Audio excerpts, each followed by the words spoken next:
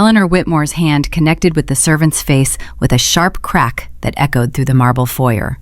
I said, arrange the seating chart with her at table 22, you incompetent fool. She snatched the invitation from the trembling woman's hands, her perfectly manicured nails leaving crescents in the cream cardstock. Maya Johnson, she spat the name like poison, that black gold digger who dared pollute my family's bloodline. She pressed her thumb against Maya's printed name, smearing it. I want her to see what happens when trash tries to rise above its station. I want her to watch my son marry someone worthy, someone white, someone who belongs. Eleanor smiled, a cruel twist of her surgically enhanced lips. And when she's sitting there in whatever cheap dress she scraped together, crying into her dollar store wine, I'll finally have my victory. She sealed the envelope with savage satisfaction, completely unaware that this single act of cruelty would detonate her entire world in exactly 7 days. Before we continue with how Maya turned this humiliation into Eleanor's worst nightmare, smash that subscribe button and hit the bell so you don't miss a second of this revenge story. And comment below with your city. I love seeing how far these stories reach.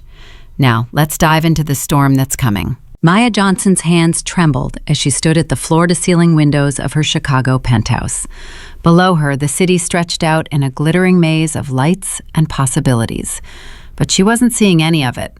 Her vision was fixed on the cream-colored envelope sitting on her kitchen counter, 20 feet away, but it might as well have been a bomb. "Mommy, why are you crying?" Maya turned to find Elijah standing in the hallway, rubbing sleep from his eyes. At 4 years old, he was already so perceptive, so aware of her moods.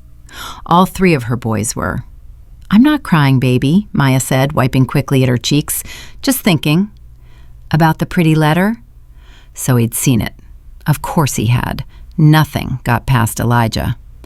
"Go back to bed, sweetheart. Mommy will be there in a minute." Elijah hesitated, his amber-flecked eyes, so heartbreakingly like his father's, searching her face.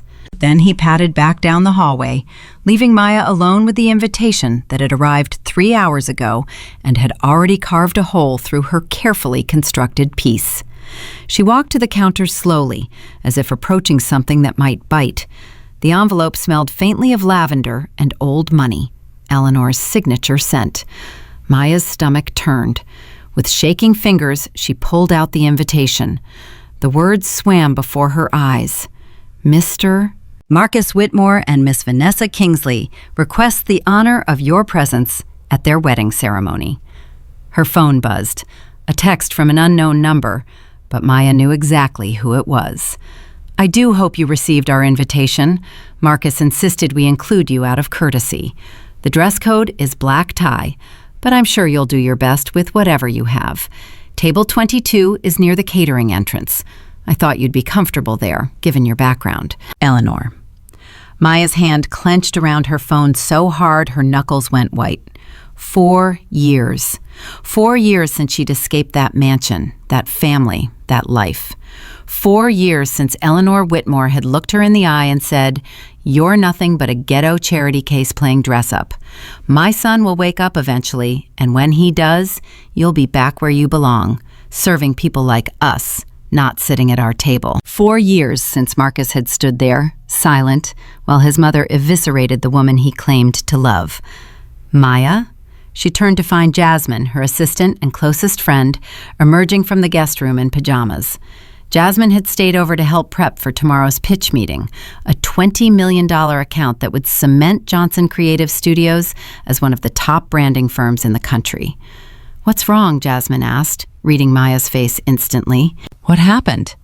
Maya handed her the invitation without a word. Jasmine read it, her expression darkening with each line. When she got to the text message, her jaw dropped. "Table 22? Near the catering entrance?" Jasmine looked up, fury blazing in her eyes. "That evil witch! She actually invited you to watch her son marry someone else and seated you with the help?" "She wants to gloat," Maya said, her voice hollow. "She wants to parade me around like a cautionary tale. Look what happens when you reach above your station. Look what happens when you forget your place. You're not going." "No," Maya agreed, "I'm not." But even as she said it, something shifted in her chest, a spark of something dark and defiant. Jasmine was watching her. I know that look. That's your boardroom look, your close the deal look. What are you thinking? Maya picked up the invitation again, running her finger over Marcus's name. Marcus. The man who had promised to love her forever. The man who had proposed to her in front of the Chicago skyline, telling her she was his entire world. The man who had stood silent while his mother called her a gold digger, a social climber, someone who got pregnant on purpose to trap him. Except she hadn't trapped him. She'd left before she even knew she was pregnant. They think I'm broken, Maya said softly. They think I'm living in some studio apartment, struggling to make rent, crying myself to sleep over what I lost. You did struggle, Jasmine reminded her gently. Those first 2 years were hell. Maya nodded. They had been hell. Pregnant with triplets, no support system, working 16-hour days with her babies strapped to her chest, living on protein bars and fear. There had been nights when she'd sat on the bathroom floor of her cramped apartment, sobbing silently so the boys wouldn't hear, wondering if she'd made a terrible mistake. But then came the viral campaign, the one that put her on the map. Then another, then a merger, then investors knocking down her door. Now she lived in a penthouse. Now she had a company worth $95 million. Now she had everything Eleanor Whitmore had told her she'd never deserve. I'm going to the wedding, Maya said suddenly. What? No, Maya, that's exactly what she wants. She wants to humiliate you. She wants to humiliate the poor waitress I used to be, Maya corrected, a slow smile spreading across her face. She has no idea who I am now. Jasmine's eyes widened. Oh my God, you're not going alone, are you? No, Maya said, looking toward the hallway where her son slept. I'm bringing reinforcements. The next morning, Maya sat in her office, the Chicago skyline spreading behind her like a kingdom she'd conquered brick by brick. Her assistant had cleared her schedule, her lawyer was on standby, and her stylist was already pulling together options. But first, she needed to make a call. She dialed the number she'd kept buried in her contacts for 4 years. It rang 3 times before a warm, familiar voice answered. Maya? My God, is that really you? Hi, Dr. Ray. Doctor. Raymond Whitmore, Marcus's uncle, the black sheep of the Whitmore family who'd been ostracized for marrying a woman Eleanor deemed unsuitable, let out a long breath. I heard about the wedding, he said quietly. I heard Eleanor invited you. I'm so sorry, Maya. That woman is evil incarnate, Maya supplied. I was going to say broken, but evil works too. He paused. Please tell me you're not going. I'm going. Maya, I'm bringing the boys. Silence. Then, the boys. You mean your great-nephews, Marcus's sons, the triplets he doesn't know exist. Dr. Ray let out a low whistle. Does he know? Does Eleanor? Nobody knows, Maya said, except you now, and I need your help. Anything. I need you at that wedding. I need you to confirm what everyone's going to see the minute my sons walk through those doors. The heterochromia, Dr. Ray said immediately. They have it? All 3 of them. Left eye, gold fleck, just like Marcus. Just like his grandfather. Dear God. Dr. Ray was quiet for a moment. Eleanor is going to lose her mind. That's what I'm counting on. Another pause. Then Dr. Ray chuckled, a sound of pure admiration. You know what? I wouldn't miss this for the world. I've been waiting 20 years to see someone take Eleanor Whitmore down a peg. I just never imagined it would be you. Life's funny that way, Maya said. After they hung up, Maya sat back in her leather chair, her heart pounding. She was really doing this. She was walking back into the lion's den, but this time she wasn't going as prey. Jasmine knocked and entered, holding a tablet. Okay, I have 3 designers who can do custom suits for the boys on a 1-week turnaround. And I found the perfect dress for you. It's a vintage Versace, amethyst silk, backless, absolutely devastating. It costs more than Eleanor's car. Book it, Maya said. All of it. Are you sure about this? Jasmine asked, her voice soft. Once you do this, there's no going back. You'll be declaring war on one of the most powerful families in Connecticut. Maya thought about the nights she'd cried herself to sleep, the days she'd skipped meals so her sons could eat, the moment she'd held her newborns and promised them they'd never know the sting of Eleanor's rejection. "They already declared war on me," Maya said. "I'm just showing up to the battlefield." 6 days later, Maya stood in her bedroom, looking at herself in the full-length mirror. The amethyst dress fit like it had been painted onto her body. Her natural hair was styled in an elegant updo that had taken 3 hours. Diamond earrings caught the light with every movement. She looked powerful. She looked wealthy. She looked nothing like the scared girl who'd left the Whitmore estate with a garbage bag full of clothes and a heart full of broken promises. "Mommy, you look like a princess." Maya turned to find all 3 of her boys standing in the doorway, and her breath caught. They were wearing custom velvet suits, Elijah in sapphire blue, Isaiah in deep crimson, Caleb in emerald green. Their dark curls were freshly cut, their shoes were shined to a mirror gloss. They looked like royalty. "You boys look so handsome," Maya said, crouching down to their level. "Remember what we talked about?" "We stay together," Elijah recited. "We're polite," Isaiah added. "We don't run," Caleb finished, though he looked skeptical about that last one. "And if anyone asks who your daddy is," Maya prompted. "We tell the truth," Elijah said, his amber-flecked eyes meeting hers. "Because the truth isn't bad, right, Mommy?" Maya's throat tightened. "Right, baby. The truth is never bad." Jasmine appeared, dressed in a sleek black pantsuit. "The cars are here. 3 Escalades, black, tinted windows, just like you ordered. The drivers have their instructions. Security detail? 2 men per vehicle. They know to stay visible, but professional." Maya nodded, standing up. Her hands were shaking, but she couldn't tell if it was from nerves or anticipation. They took the private elevator down to the parking garage. The 3 Escalades were waiting, engines running, looking like a presidential motorcade. The boys gasped in excitement. "Are we going to a palace?" Caleb asked. "Something like that," Maya murmured. As they drove toward Connecticut, Maya's phone buzzed constantly. Messages from clients, colleagues, friends who'd somehow heard she was going to her ex-husband's wedding. "Are you insane? Call me immediately. This is social suicide." Maya ignored them all. Instead, she looked at her sons, who were playing a travel game in the back seat, laughing and arguing over who saw the most red cars. They had no idea what they were walking into. They didn't know that the grandfather they'd never met had signed away his parental rights without even knowing they existed. They didn't know that their grandmother had called their mother every slur imaginable. They didn't know that the family they were about to meet had spent years trying to erase their mother's existence. All they knew was that Mommy said they were going to a fancy party where they might meet their daddy. "Mommy?" Elijah looked up from the game. "Are you scared?" Maya smiled, reaching over to squeeze his hand. "No, baby, I'm not scared anymore." And she wasn't. 4 years ago, she'd been terrified of Eleanor Whitmore, terrified of losing Marcus, terrified of being exposed as an imposter in a world she didn't belong to.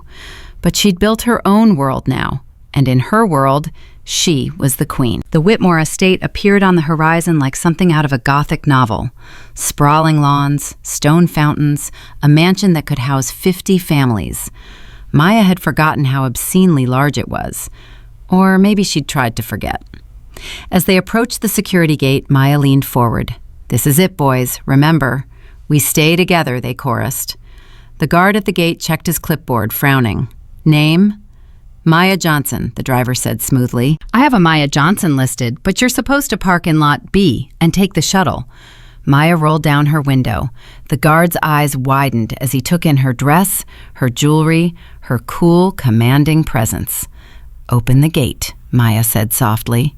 It wasn't a request. The guard stammered, "Ma'am, I have specific instructions. And I have 3 children who need to use the bathroom. Are you going to explain to Mrs. Whitmore why there's a scene at her security gate? Or are you going to open the gate and let us through?" The guard looked at the convoy. 3 massive SUVs, security detail, the kind of arrival reserved for heads of state. He swallowed hard and waved them through.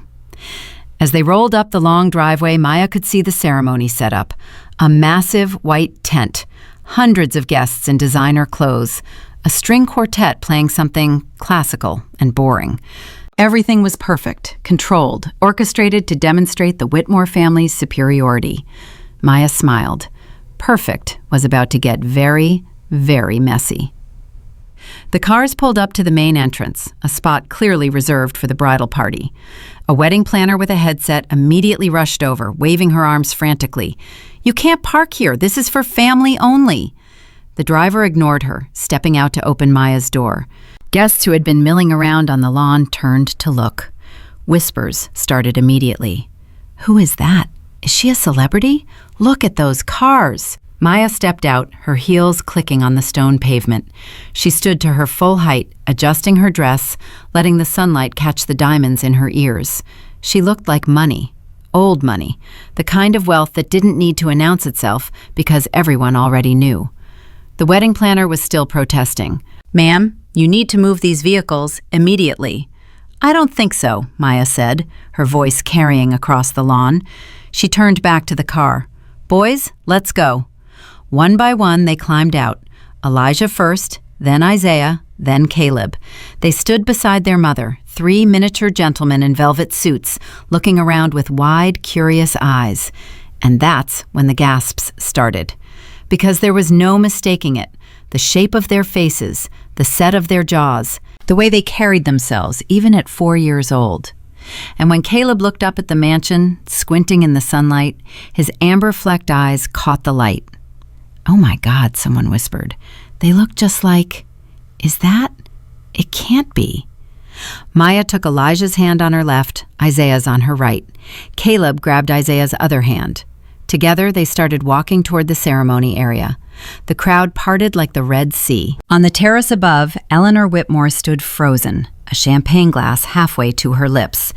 She was staring at the boys with an expression of pure, unadulterated horror. Behind her, Marcus appeared. He took one look at the scene below and grabbed the terrace railing, his face going completely white. Maya didn't look up at them. Not yet. She kept walking, her head held high, her sons beside her, heading straight for the front row of seats. An usher, a young man who looked absolutely terrified, stepped into her path. "Ma'am, these seats are reserved for immediate family." Maya stopped. She looked at him. Then she looked down at her 3 sons, who were staring at the altar with matching expressions of curiosity. When she looked back at the usher, her smile was sharp enough to cut glass. "I think you'll find," Maya said, her voice smooth and deadly, "that there is no one here more immediate than his sons." The usher's mouth fell open.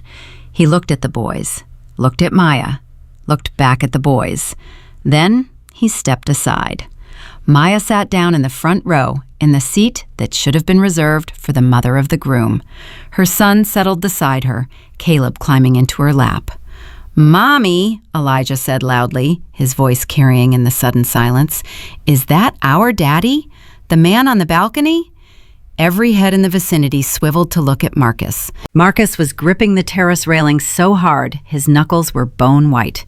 He was staring at Elijah with an expression that cycled through shock, recognition, denial, and something that might have been wonder.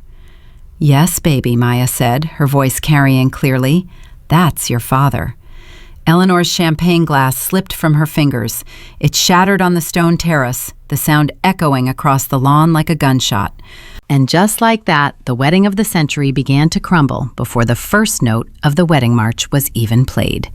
Jasmine slid into the seat beside Maya, her eyes wide. "Holy hell," she whispered. "Did you see Eleanor's face? I think she's having an aneurysm." "One can only hope," Maya murmured. The other guests in the front rows were whispering furiously, their programs forgotten, their eyes darting between Maya's sons and the terrace where Marcus still stood frozen. "Charles, doesn't that boy look exactly like Marcus did at that age?" "The eyes, did you see the eyes?" "Who is that woman? She looks familiar." "I think that's Marcus's first wife, the one Eleanor drove away." Maya heard it all. Let them whisper. Let them speculate.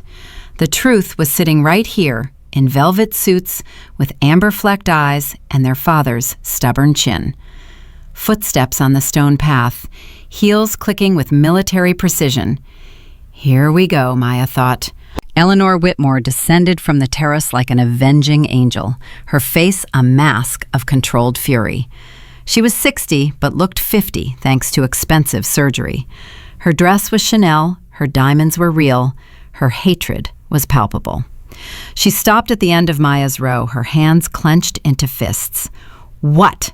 Eleanor hissed, her voice shaking with barely contained rage. "Is the meaning of this?" Maya didn't stand. She didn't even flinch. She simply adjusted Caleb's bow tie and looked up at Eleanor with the kind of cool composure she'd perfected in boardrooms. "Hello, Eleanor. You look tense. Have you tried meditation?" Eleanor's face flushed a deep, ugly red. "How dare you? I invited you out of pity, and you turned my son's wedding into a circus." "You invited me to humiliate me," Maya corrected, her voice sharp. "You put me at table 22, next to the catering entrance, like I was the help. So I decided to skip the assigned seating and sit where I belong, with family. These are not—" Eleanor's voice caught as she looked at the boys, really looked at them. Her eyes widened. No, this is a trick. You hired them. You found child actors." "Grandma's mad," Isaiah whispered to Elijah, loud enough for the entire front section to hear. "She looks like the witch in our storybook," Caleb added helpfully. A ripple of laughter moved through the crowd. Eleanor's hands were shaking. She pointed at Maya, her perfectly manicured finger trembling. "Get out. Get out now before I have security." "Before you what?" Maya stood now, and even though Eleanor was wearing heels, Maya seemed to tower over her. "Drag me out?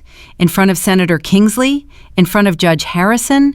In front of every important person in Connecticut? Do you really want that scene, Eleanor? Because I promise you, I have lawyers who would love to add assault to the lawsuit I'm already preparing." "Lawsuit?" Eleanor's voice cracked. "For the emotional distress you caused me 4 years ago. For the defamatory statements you made about me to the press. For the—" "Enough!" Marcus's voice cut through the tension. He was walking toward them, his face pale, his eyes locked on the 3 boys. He stopped 5 feet away, his mouth opened, closed, opened again. "Maya," he croaked, "tell me, are they—" "Are they what, Marcus?" Maya challenged. "Are they your sons? The children you didn't want? Except you didn't not want them, did you? You just didn't know about them. Because I left before I could tell you I was pregnant. Because your mother made it very clear that I wasn't good enough to carry the Whitmore name, let alone the Whitmore bloodline." Caleb had been watching this whole exchange with fascination. Now he tugged on Maya's dress. "Mommy, why is everyone yelling?" Marcus flinched like he'd been slapped. He crouched down, bringing himself to eye level with the boys. "Hi," he said, his voice shaking. I'm Marcus." "We know," Elijah said matter-of-factly. "You're our daddy. Mommy showed us pictures." Tears welled up in Marcus's eyes. He looked at Elijah, then Isaiah, then Caleb. His hands hovered in the air like he wanted to touch them, but was afraid they'd disappear. "How old are you?" Marcus whispered. 4, Isaiah said. "We had a birthday last week. We got a bouncy castle." Marcus did the math. Maya watched it hit him. The dates, the timeline, the realization that she'd been pregnant when she left. When you left, you were 10 weeks pregnant with your triplets," Maya confirmed. "Surprise!" The crowd erupted in whispers. Phones came out. Pictures were being taken. This was going to be all over social media within the hour. Eleanor grabbed Marcus's arm, her nails digging into his tuxedo. "Don't listen to her. She's lying. She's a con artist. She probably hired these children from a casting agency." "Look at them, Mother," Marcus shouted, wrenching his arm free. "Look at their faces. Look at their eyes." Genetic coincidence. All 3 of them? Dr. Raymond Whitmore's voice boomed from the back of the seating area. Everyone turned. Dr. Ray was walking down the aisle, distinguished in his gray suit, his credentials preceding him like a title. "Uncle Ray," Marcus breathed. "Hello, Marcus." "Doctor." Ray's eyes were cold as he looked at Eleanor. "Eleanor." "You weren't invited," Eleanor spat. I was invited by the bride's family, actually. Judge Harrison is an old colleague. Dr. Ray walked past Eleanor without acknowledging her further and stopped in front of the boys. He studied them for a long moment. Then he smiled. "Show me your eyes, boys." One by one, they looked up at him. In the bright sunlight, it was unmistakable, the gold fleck in each left iris, the Whitmore family's genetic calling card.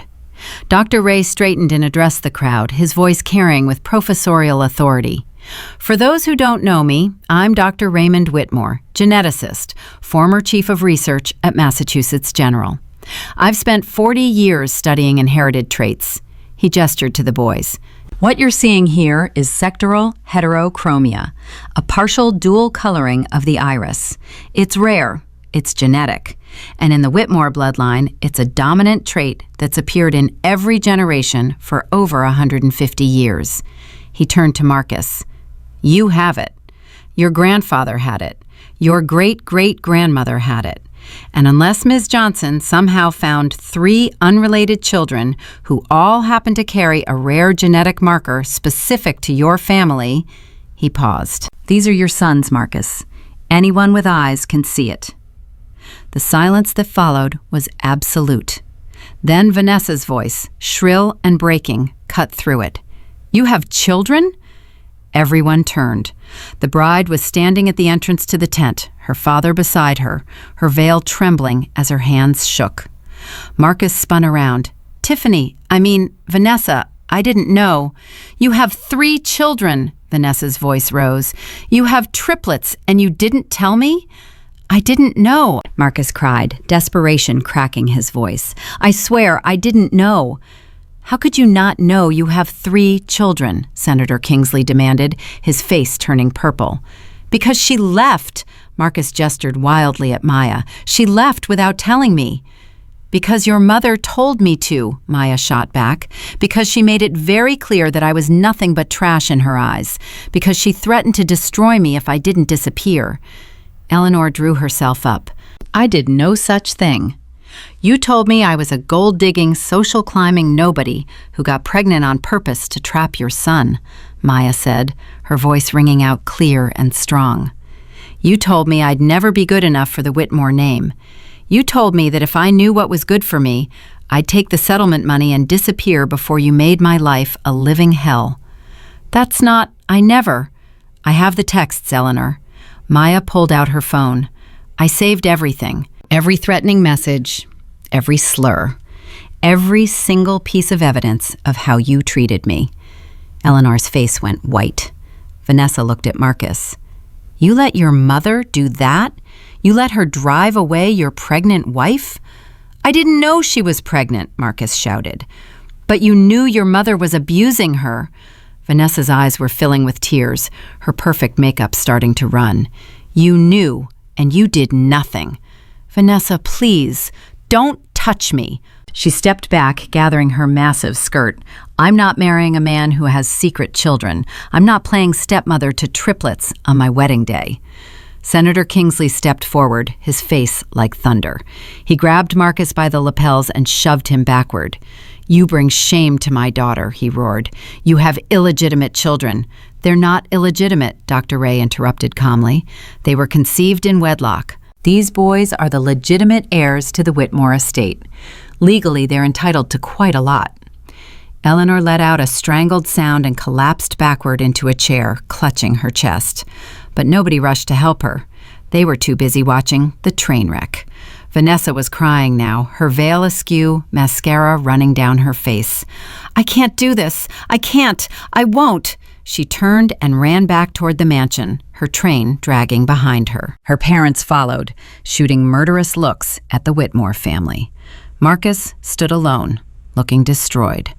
Around him, 300 guests were whispering, filming, documenting every second of what would go down as the most spectacular wedding disaster in Connecticut history. Maya sat back down, adjusting Caleb on her lap. She glanced at her watch. "Well," she said to Jasmine, "that was quicker than I expected." Elijah tugged on her arm. "Mommy, is the party over?" "For some people, yes," Maya said. "For us, it's just beginning." Marcus turned slowly. He looked at Maya, at his sons, back at Maya. His eyes were red, his face streaked with tears. "Please," he whispered, "please don't take them. Don't leave. I just found out I have sons. Please don't take them away." Maya stood, signaling to Jasmine to take the boys to the car. "Go with Auntie Jazz," she told them gently. "Mommy needs to talk to the sad man." "Is he going to be okay?" Caleb asked, looking at Marcus with concern. "That's up to him," Maya said. As Jasmine led the boys toward the Escalades, Maya turned to face Marcus. They were alone now. Eleanor had disappeared. The guests had backed away. Even the musicians had stopped playing. "I would have been there," Marcus said, his voice breaking. "If I'd known, if you'd told me. If I'd told you, your mother would have made my pregnancy a nightmare," Maya said coldly. "She would have demanded paternity tests. She would have dragged me through court. She would have stressed me out so much, I might have lost them. I wasn't going to risk their lives for your ego." "They're my sons. They're my sons," Maya corrected. "I carried them. I birthed them. I fed them through the night. I gave up sleep, gave up my social life, gave up everything to make sure they had what they needed. You? You were just the DNA donor." "Oh, that's not fair." "Fair?" Maya's laugh was bitter. "You want to talk about fair? Let me tell you what's fair, Marcus. Fair is living in a studio apartment so small I could touch all 4 walls from the center of the room. Fair is working 3 jobs while pregnant with triplets because your mother's generous settlement ran out in 6 months. Fair is sitting in a free clinic for prenatal care because I couldn't afford real insurance. Fair is crying on the bathroom floor at 3 in the morning, wondering if my babies would survive because I couldn't afford proper prenatal vitamins." Marcus's face crumpled. "I didn't know. You didn't want to know," Maya said. "You took your mother's side. You let her call me every name in the book. You stood there silent while she destroyed me, and then you signed those divorce papers without even asking me why I wanted to leave. You were so relieved to be free of me that you never questioned it. That's not true. Then why didn't you fight for me?" Maya's voice cracked just for a second, showing the pain underneath. "Why didn't you tell your mother to back off? Why didn't you choose me?" Marcus had no answer. He stood there, tears streaming down his face, the ruins of his wedding around him. "I was weak," he finally whispered. "I was a coward, and I've regretted it every day for 4 years." "Good," Maya said. "You should." She turned to leave, but his voice stopped her. "What are their names?" Maya paused. "Elijah, Isaiah, and Caleb. Can I—" His voice broke. "Can I see them again? Please?" Maya looked at him for a long moment. She saw the man she'd once loved buried under years of his mother's manipulation. She saw genuine anguish in his eyes. But she also saw weakness, and her sons deserved better than weakness. "We'll see," she said finally. "My lawyers will be in touch." Then she walked away, her head held high, leaving Marcus standing alone in the wreckage of his perfect wedding, finally understanding exactly what he'd lost. As Maya's Escalade pulled away from the Whitmore estate, she looked back one last time. Eleanor had emerged from wherever she'd been hiding and was screaming at Marcus. Guests were fleeing, the caterers looked confused, the musicians were packing up. It was beautiful chaos. "Mommy, you're smiling," Elijah observed. "Am I?" Maya touched her face. She was. "Did we do good?" Caleb asked. Maya pulled all 3 boys close, breathing in their little boy smell of syrup and sunshine. "You did perfect," she whispered. "You were absolutely perfect." Jasmine handed her a tablet. "It's already trending. #Whitmore Wedding Disaster. You're going viral." Maya glanced at the screen. Photos of her arrival, videos of Eleanor's face when she saw the boys. The moment Marcus realized they were his, her phone started ringing. Her publicist, her lawyer, her business partner. She ignored them all. For now, she just wanted to sit with her sons and enjoy the victory. The reckoning was coming. Eleanor wouldn't take this lying down. There would be legal battles, custody fights, media storms. But Maya wasn't afraid anymore. She'd survived Eleanor Whitmore once. She'd survived poverty, single motherhood, and building a company from nothing. Whatever came next, she'd survive that too. And this time, she wouldn't be alone. This time, she had an empire of her own. The ride back to Chicago should have felt like a victory lap. Maya sat in the back of the Escalade, her 3 sons already asleep against her sides, their little bodies warm and trusting. Jasmine was on her phone in the front seat, fielding calls from reporters, publicists, and what seemed like half of the internet. TMZ is offering 6 figures for an exclusive interview, Jasmine said, scrolling. People magazine wants a cover story. Good Morning America, The View, Ellen, everyone wants you. Maya stared out the tinted window, watching Connecticut blur past. Her hands were shaking. They'd been shaking since she walked away from Marcus, and they wouldn't stop.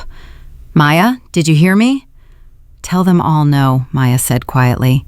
Jasmine turned around. Are you sure? This is massive exposure. Your company could... I said no. Maya's voice was sharper than she intended. She softened it. I didn't do this for publicity. I did this for them. She looked down at Elijah, who was drooling slightly on her expensive dress. She didn't care. Jasmine studied her for a long moment. You're scared. I'm terrified, Maya admitted. Eleanor Whitmore doesn't lose gracefully. This isn't over. It's just beginning. She was right. By the time they reached Chicago 3 hours later, Maya's phone had exploded with notifications. Missed calls from numbers she didn't recognize, emails from lawyers, text messages from old acquaintances suddenly crawling out of the woodwork. But the one that made her blood run cold came at 11 p.m., just as she was tucking the boys into bed. It was from Eleanor's attorney. Emergency custody motion filed. Family Court, Manhattan, Friday, 9 a.m. Failure to appear will result in immediate warrant for custodial interference. You have been served via electronic notice as permitted by New York Family Law Statute 245.8. Maya's hands went numb. The phone nearly slipped from her grip. Mommy? Caleb was watching her from his bed, his amber-flecked eyes worried. You look sad again. Maya forced a smile. I'm okay, baby. Go to sleep. Will the mean grandma come here?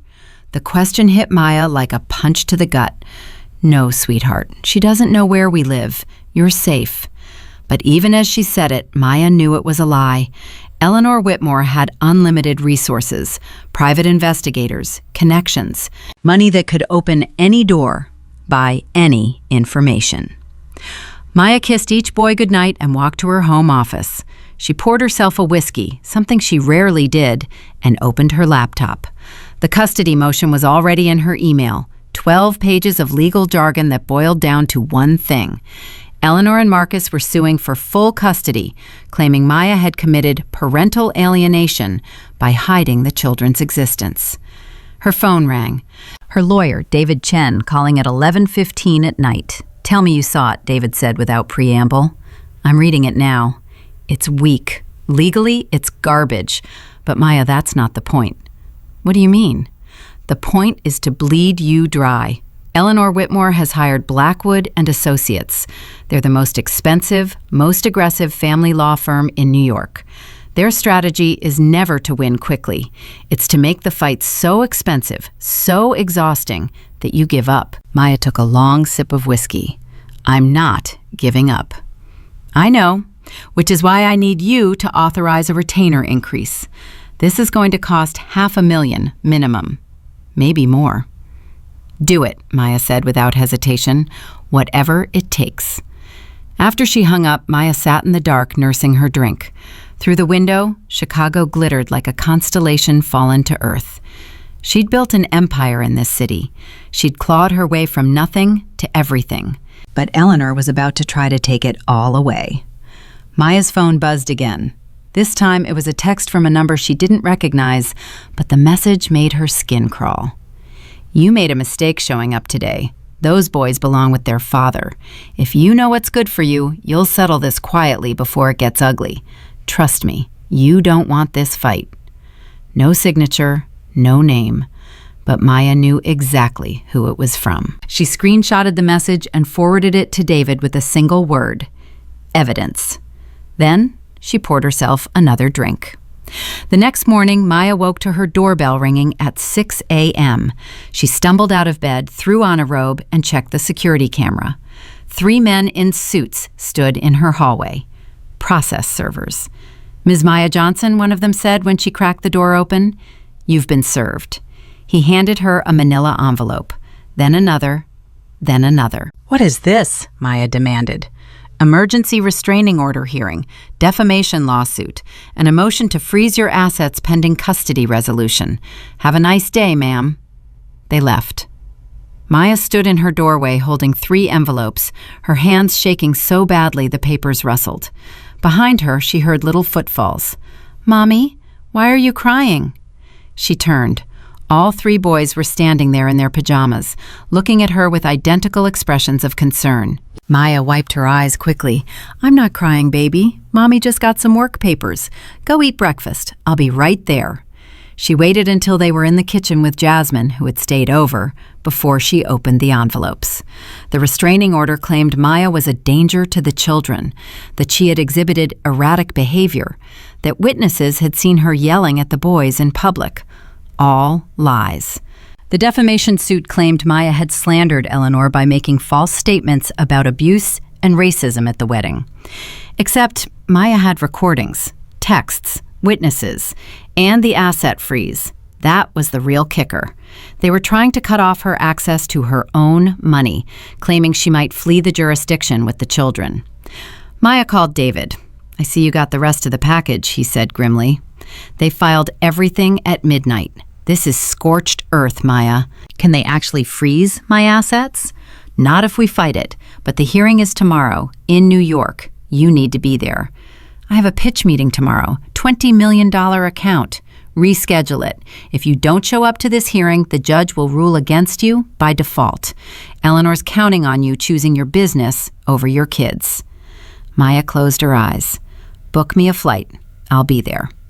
She spent the rest of the day in crisis mode, rescheduling meetings, calling in favors, arranging for her mother to fly in from Atlanta to watch the boys because there was no way she was bringing them to New York. At 2 p.m., her phone rang again. This time it was a number she recognized. Marcus. She almost didn't answer, but something made her pick up. "What do you want?" "Maya, please, I need to talk to you. Your mother just sued me for custody and tried to freeze my bank accounts. We have nothing to talk about." "I didn't know she was going to do that." Marcus's voice was desperate, raw. "I swear I didn't know about the asset freeze or the restraining order." "But you knew about the custody suit." Silence. "You signed the papers, didn't you, Marcus?" She told me it was the only way I'd ever get to see them. She said you'd never let me be their father unless we forced you." "So you believed her?" Maya's laugh was bitter. "After everything she's done, after watching her destroy our marriage, you still chose her side." "I want to know my sons," Marcus shouted. "You kept them from me for 4 years. 4 years, Maya.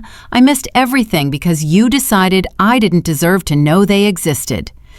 "I kept them safe," Maya shouted back. "I kept them away from a family that would have poisoned them. Look at what she's doing right now, Marcus. Look at how she's trying to destroy me. Is this what you want for them? You want them raised by a woman who hires lawyers to terrorize their mother?" "I just want to be their father." "Then be their father, not her puppet." Maya's voice cracked. "You want to see them? Fine. Come to Chicago. Take them to the park. Read them bedtime stories. Be a dad. But the minute you let Eleanor control this, the minute you let her lawyers and her money and her hatred anywhere near my boys, I will fight you with everything I have." "Well, she's still my mother, and they're my sons." Maya was crying now, angry tears streaming down her face. "I gave up everything for them. Everything. While you were planning your wedding to someone else, I was sitting up at 3 a.m. with 3 screaming babies wondering how I was going to pay rent. While you were drinking champagne at the country club, I was choosing between buying diapers and buying food for myself. So don't you dare tell me about rights. Don't you dare." She hung up. Her hands were shaking again. She looked down and realized she'd been gripping the phone so hard her knuckles were white. Jasmine appeared in the doorway. "You okay?" "No," Maya whispered. I'm really not. That night, Maya flew to New York. She sat in first class, a luxury she could now afford but still felt strange about, and tried to prepare for the next day's hearing. David had sent her a briefing document, but the words kept swimming in front of her eyes. The flight attendant brought her wine. Maya drank it too fast and immediately regretted it. By the time she landed at JFK, it was past midnight. A car service took her to a hotel in Manhattan. She fell into bed without even taking off her clothes. The hearing was at 9 a.m. Maya woke at 6, showered, and put on her armor. A black Armani suit, simple pearl earrings, hair pulled back in a sleek bun. She looked at herself in the mirror and barely recognized the woman staring back. 4 years ago, she'd been a girl playing dress-up in designer clothes she couldn't afford, trying desperately to fit into Marcus's world. Now she was a CEO, a mother, a woman who'd built an empire from nothing. But as she walked into the courthouse at 8:45, she felt like that scared girl again. David met her at the security checkpoint. Eleanor's already here. She brought Marcus and about 6 lawyers. They're setting up in conference room B like it's a war room. Good, Maya said, her voice steadier than she felt. Let them waste their money on lawyer fees. They entered the courtroom. It was smaller than Maya expected, wood-paneled and formal. Eleanor was already seated at the plaintiff's table, flanked by lawyers in expensive suits. Marcus sat next to her, looking miserable. When Eleanor saw Maya, her face twisted into something ugly. Look at her, Eleanor said loudly enough for Maya to hear, dressed up like she belongs here. Probably rented that suit. One of Eleanor's lawyers touched her arm. Mrs. Whitmore, please. Maya sat down next to David and didn't look at Eleanor again. She focused on breathing, on staying calm. The judge entered. Honorable Patricia Brennan, a woman in her 60s with steel gray hair and eyes that missed nothing. This is an emergency hearing on the matter of Whitmore versus Johnson, custody and asset preservation, Judge Brennan said. Let's make this quick. I have 12 other cases today. Mr. Thorne, you're representing the plaintiffs? Yes, Your Honor, Eleanor's lead attorney stood. He was tall, silver-haired, with a smile like a shark. We're here today because Ms. Johnson has demonstrated a pattern of parental alienation and custodial interference. For 4 years, she deliberately hid the existence of 3 children from their biological father. Objection, David said, standing. The children were conceived during the marriage. Ms. Johnson was under no legal obligation to inform her ex-husband of her pregnancy after the divorce was finalized. The divorce was obtained under fraudulent pretenses, Thorne shot back. Had Mr. Whitmore known about the pregnancy, he would have done what? David interrupted. The divorce papers were signed by both parties. There was no coercion. Ms. Johnson left of her own free will. After being systematically abused and harassed by Mrs. Whitmore, Maya's lawyer continued, we have documentation, text messages, emails, witness statements, lies, Eleanor burst out. All lies. I never. Mrs. Whitmore, sit down, Judge Brennan said sharply. You'll have your turn to speak. She looked at David. You said you have documentation? Yes, Your Honor. David pulled out a thick folder. Text messages from Mrs. Whitmore to Miss Johnson containing racial slurs, threats, and harassment. We also have affidavits from 3 former household staff members detailing Mrs. Whitmore's pattern of verbal and emotional abuse.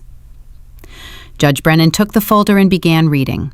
The courtroom was silent except for the sound of pages turning. Eleanor's face was getting redder by the second. Finally, Judge Brennan looked up. Mr. Thorne, your client texted Ms. Johnson, and I quote, "You'll never be good enough for our family. Take the money and disappear before I make your life hell." Is that correct? Thorne shuffled his papers. Your Honor, emotions were running high during the divorce. That's a yes or no question, Counselor. The text was sent, yes, but... And this one. A black woman has no business carrying the Whitmore name. You're a stain on our legacy. Did your client send that? Eleanor stood up. Your Honor, those messages were taken out of context. Sit down, Mrs. Whitmore. I'm not talking to you yet. Judge Brennan looked at the affidavits. According to these statements, you locked your son in a closet when he was 7. You fired multiple nannies for being too affectionate with the children. You told your daughter-in-law she was... Judge Brennan's mouth tightened. I'm not going to repeat what you called her in open court. Your Honor, Thorne tried again. Mrs. Whitmore's parenting style may have been strict, but... Strict? Judge Brennan's eyebrows shot up. Mr. Thorne, I've read cases of child abuse with less evidence than what's in this folder. The courtroom erupted. Eleanor was shouting. Marcus had his head in his hands. The lawyers were talking over each other. Judge Brennan slammed her gavel. Order! Everyone shut up or I'm clearing this courtroom. Silence fell. Here's what's going to happen, Judge Brennan said. The emergency restraining order is denied. The asset freeze is denied. Ms. Johnson has full custody of her children, as she has had for the past 4 years. Your Honor, Thorne protested. The father has rights. The father can petition for visitation through the proper channels, but he will do it in Illinois, where the children reside, not in my courtroom in New York. She looked at Marcus. Mr. Whitmore, do you have employment in Illinois? Marcus looked up, startled. No, Your Honor, I live in Connecticut. Then you'll be filing for interstate visitation, which requires demonstrating a substantial relationship with the children. Do you have a substantial relationship with these boys? Marcus's voice was barely a whisper. No, Your Honor. I just met them 2 days ago. Then I suggest you start building one before you drag their mother into court. Judge Brennan looked at Eleanor. And you, Mrs. Whitmore, let me be very clear. If I see your name on another frivolous custody motion, I will sanction you personally. Do you understand? Eleanor's mouth opened and closed like a fish. I asked if you understand. Yes, Eleanor hissed. Good. This hearing is adjourned. Get out of my courtroom. Maya sat frozen. She couldn't believe what had just happened. David was grinning. We won. Maya, we actually won. But as Maya stood to leave, she caught Eleanor's eye. The older woman was staring at her with pure, undiluted hatred. This wasn't over. Not even close. Outside the courtroom, reporters were waiting. Somehow, they'd gotten word about the hearing. Miss Johnson, is it true you hid Marcus Whitmore's children for 4 years? Miss Johnson, what do you say to accusations of parental alienation? Maya, did Eleanor Whitmore really use racial slurs against you? David pushed through the crowd. No comment. Ms. Johnson has no comment at this time. They made it to the car. Maya's hands were still shaking.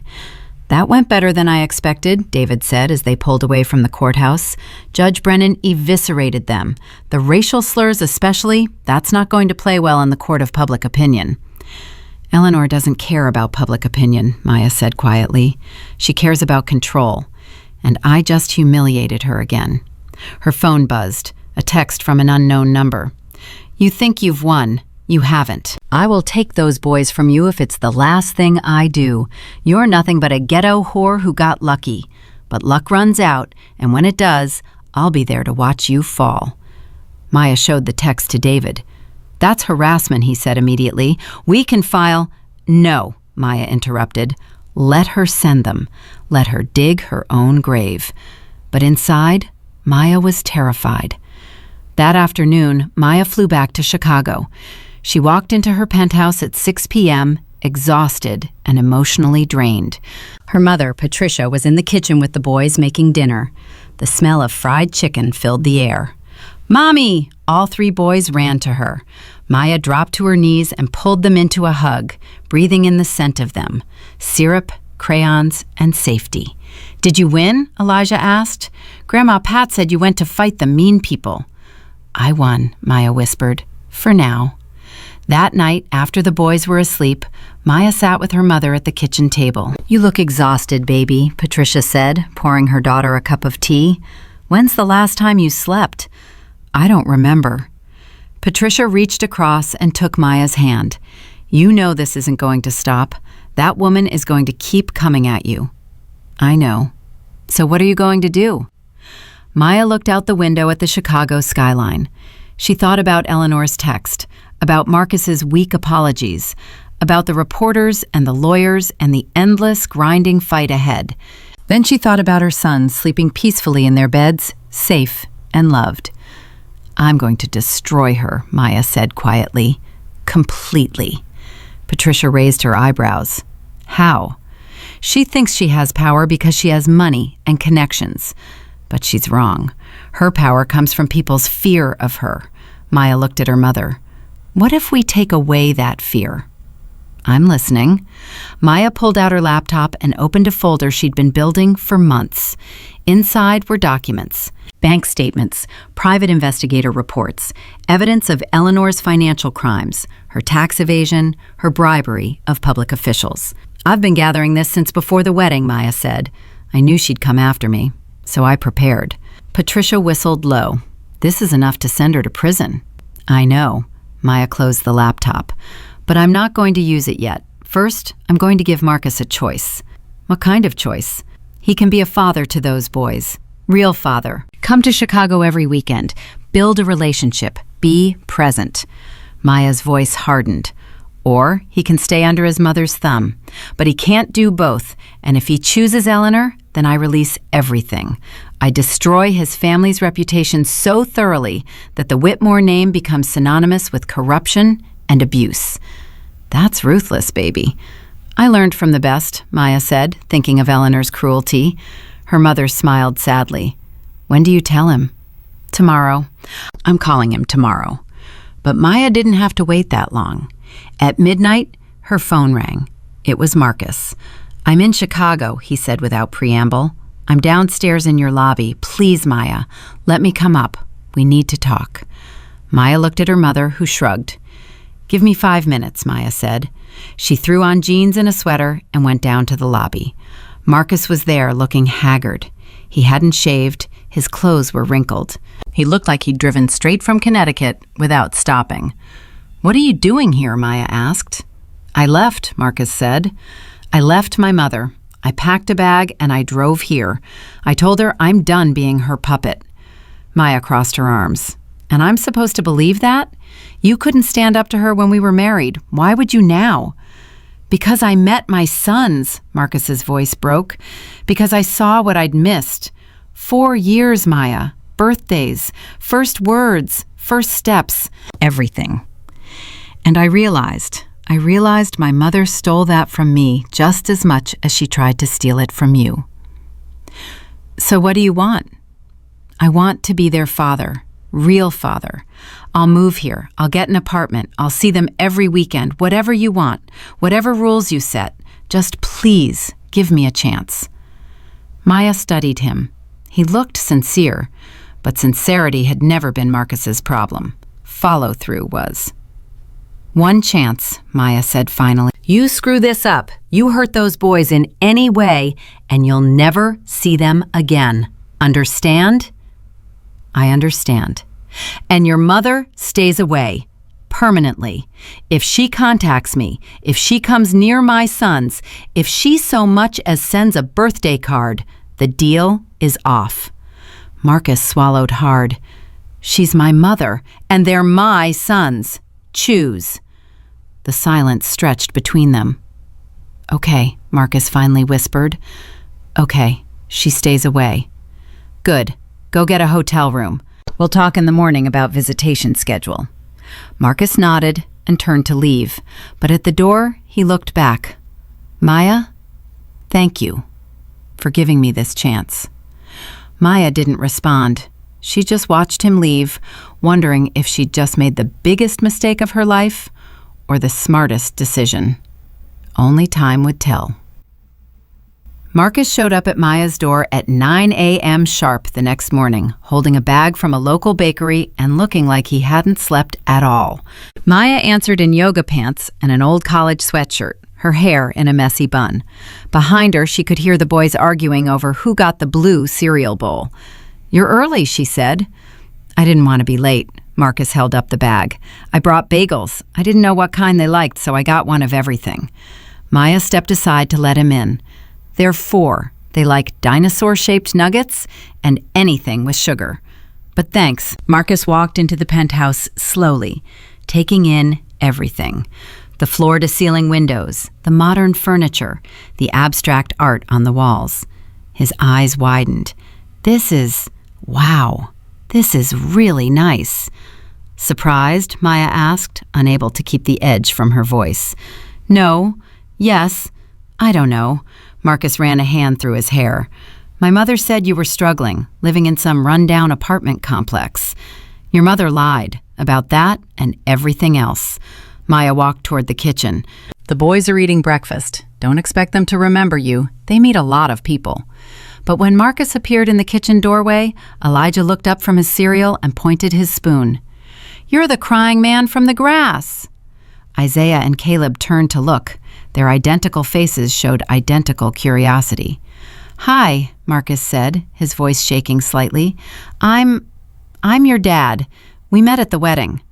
The one that broke? Caleb asked. Marcus winced. Yeah, that one. Why were you crying? Isaiah asked bluntly. Because I was sad. Why were you sad? Because I realized I'd missed a lot of time with you guys. Elijah considered this, chewing his cereal thoughtfully. Grandma Pat says you lived far away and didn't know about us. That's true.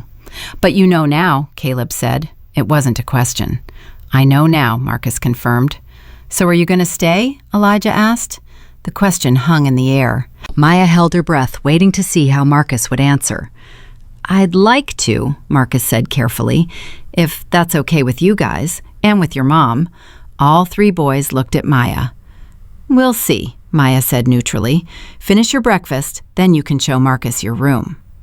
20 minutes later, Maya stood in the hallway and watched Marcus sit on the floor of the boys' bedroom, surrounded by Legos and toy cars and stuffed animals. The triplets were explaining their elaborate play setup, something involving dinosaurs fighting robots, while rescue vehicles stood by. Marcus looked completely overwhelmed and absolutely enchanted. So this T-Rex is the good guy? He asked, holding up a plastic dinosaur.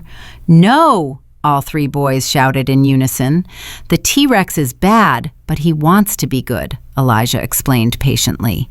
But the robots won't let him because they remember when he ate the city. He was hungry, Isaiah added, as if this excused everything. Marcus glanced up and caught Maya watching. He gave her a tentative smile. She didn't smile back, just turned and walked to her office. She had work to do, a company to run. She couldn't spend all morning monitoring Marcus's reunion with his sons. But an hour later, she heard laughter coming from the playroom. Real, genuine belly laughs from all three boys. She peeked around the corner and saw Marcus on his hands and knees, pretending to be a monster, while the boys attacked him with foam swords. I'm defeated, Marcus cried dramatically, collapsing onto the floor. The boys piled on top of him, giggling. Maya's throat tightened. She'd imagined this moment so many times over the years, what it would be like if their father was in their lives. She'd told herself they didn't need him, that she was enough. But watching them now, watching how happy they were, she wondered if she'd been lying to herself. Her phone buzzed. A text from an unknown number. I know he's there. I know Marcus is in Chicago with those children. Don't think this changes anything.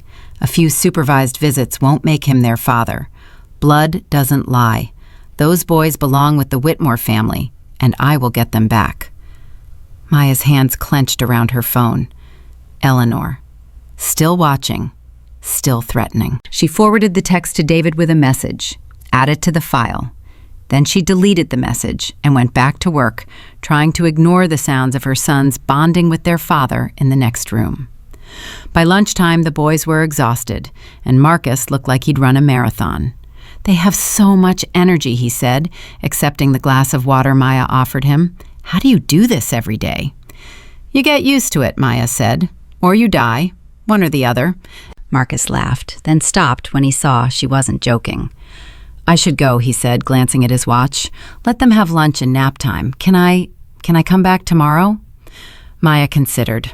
Saturday mornings work, 9 to noon. We'll see how it goes. Thank you. Marcus's eyes were shining. Really, thank you. After he left, Jasmine came over with Thai food and wine. So how'd it go, she asked, settling onto Maya's couch. Did he screw it up? No, Maya admitted. He was actually good with them, patient, present.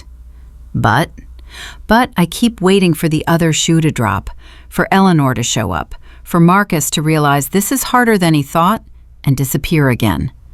Maya took a long sip of wine. I can't trust him, Jazz. Not yet. Then don't. Make him earn it. Maya's voice caught. What if the boys get attached and he leaves? What if I'm setting them up to get their hearts broken? Jasmine reached over and squeezed her hand. You're protecting them. That's all you can do.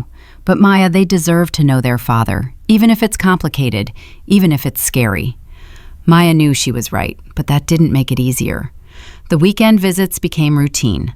Marcus showed up every Saturday at 9 a.m., spent 3 hours with the boys, and left. He never pushed for more time, never complained about Maya's rules, never mentioned Eleanor. After the 3rd week, Maya extended his visits to Saturday and Sunday. After the 5th week, she let him take them to the park alone. She spent those 2 hours pacing her penthouse like a caged animal, checking her phone every 30 seconds, expecting a call that something had gone wrong. They came back fine, happy, covered in ice cream. Daddy bought us 3 scoops, Caleb announced proudly. Maya shot Marcus a look. 3 scoops of sugar before dinner? I know. I should have asked. I'm sorry. Marcus looked genuinely contrite. They had those eyes, and I caved. Despite herself, Maya smiled. They're really good at the eyes. I'm learning that. It was the first real moment of connection they'd had since he'd arrived in Chicago. Maya felt something shift slightly in her chest. Not forgiveness, not yet, but maybe the first hairline crack in the wall she'd built. But that night, everything changed. At 10 p.m., Maya's phone rang. It was Marcus, and he was breathing hard. Maya, don't panic, but my mother's in Chicago. Maya's blood went cold. What? She called me an hour ago. She's at the Four Seasons. She wants to meet the boys. She's threatening to show up at your building tomorrow morning if I don't bring them to her. Absolutely not. Maya was already moving, checking the locks on her door, activating her security system. She's not getting anywhere near them. I told her that. She said, Marcus's voice dropped. She said she has a private investigator who's been following me. She has photos of me with the boys. She's threatening to go to the media with a story about how you're keeping her grandchildren from her. Let her. I have a restraining order. No, you don't. The judge denied her emergency custody motion, but there's no restraining order. She can legally come to your building. Maya's mind raced. Where are you right now? Outside your building. I didn't want to leave you alone if she shows up. Against her better judgment, Maya let him come up. Marcus looked terrible. His eyes were red-rimmed, his hands shaking. I'm sorry, he said as soon as he walked in. I should have known she'd do this. It's not your fault. Maya surprised herself by saying it. She's been planning this since the wedding, maybe before. What do we do? Maya pulled out her laptop and opened the file she'd shown her mother weeks ago. We end this. Tonight. What is that? Evidence. Years of it. Your mother's tax evasion, bribery, fraud, everything she's done to maintain the Whitmore image while the family fortune crumbled. Maya looked at Marcus. I was saving it for if things got really bad. Well, things just got really bad. Marcus stared at the screen, his face going pale as he scrolled through the documents. How did you get all this? I hired investigators the day I got the wedding invitation. I knew she'd come after me eventually. I wanted to be ready. This is enough to put her in prison. I know.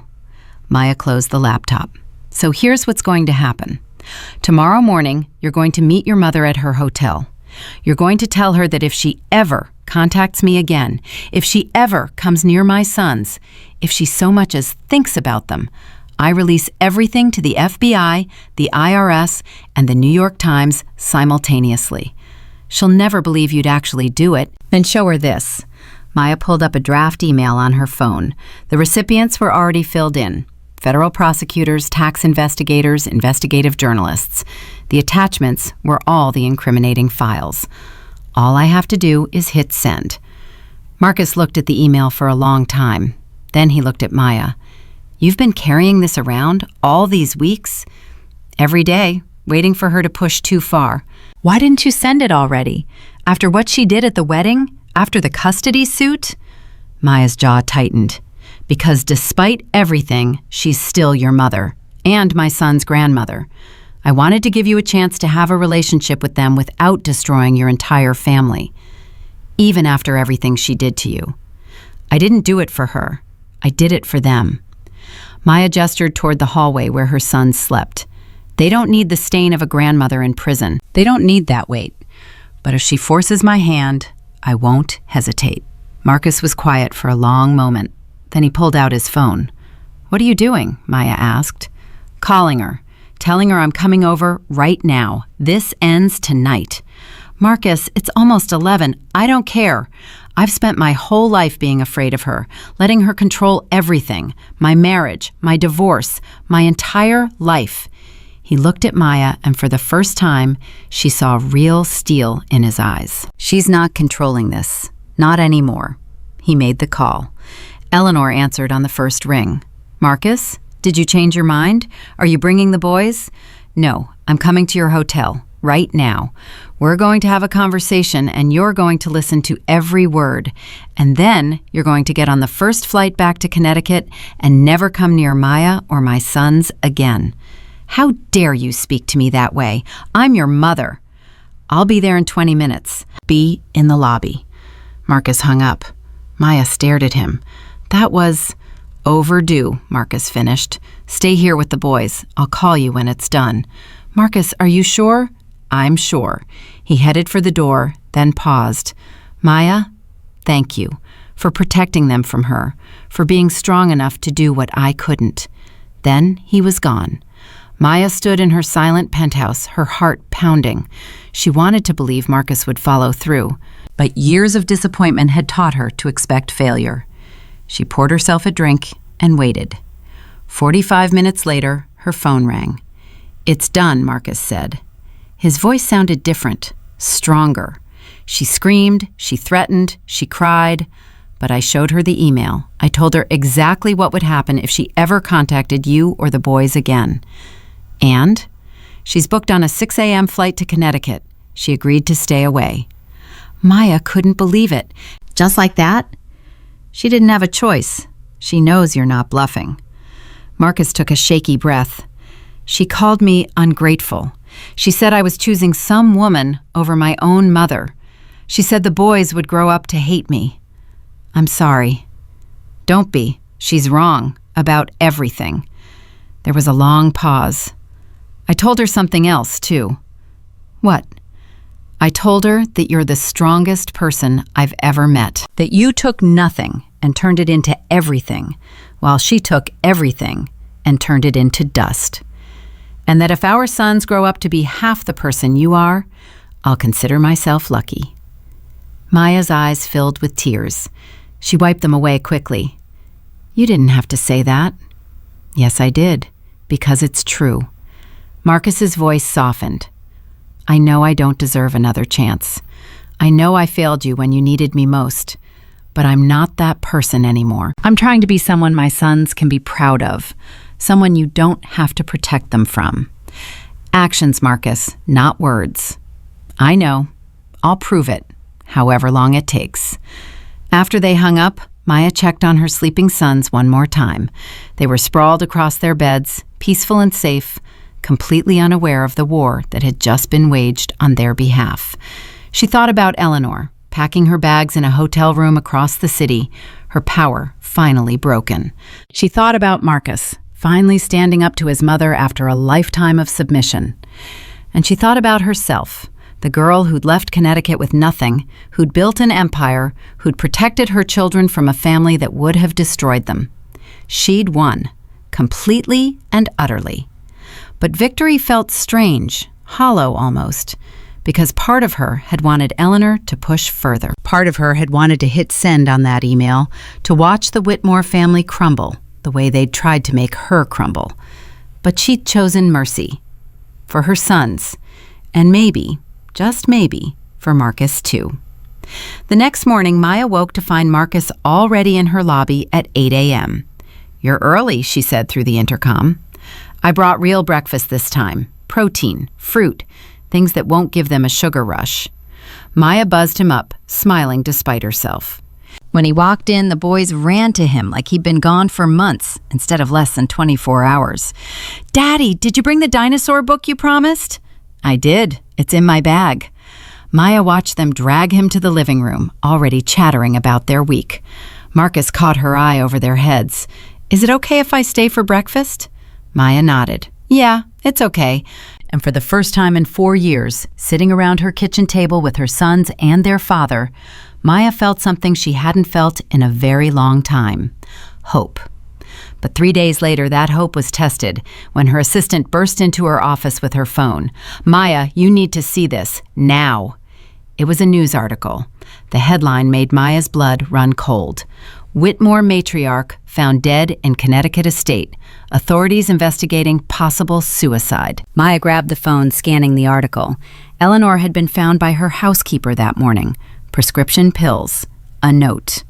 The note reportedly said, "I've lost everything.